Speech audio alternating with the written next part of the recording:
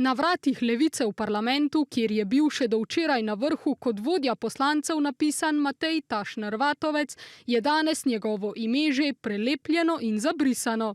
Njegova zdaj že nekdanja strankarska kolegica, pa tudi po prespani noči, še vedno v šoku. Še zmeraj sem presenečena.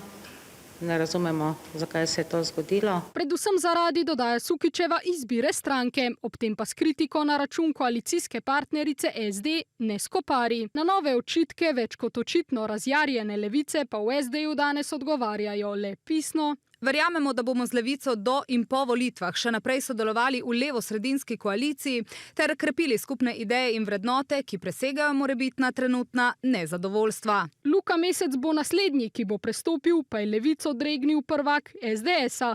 Najmanjši koalicijski stranki pa vrača še eden od njihovih nekdanjih poslancev. V vladi skupaj kupujejo rekordne količine orožja za NATO pakt, skupaj ga pošiljajo v Ukrajino, skupaj ljudem dvigujejo upokojitveno starost. Zakaj bi bil član nekih amaterjev, če gre lahko med profesionalce? In SD je zagotovo profesionalna sredinska stranka.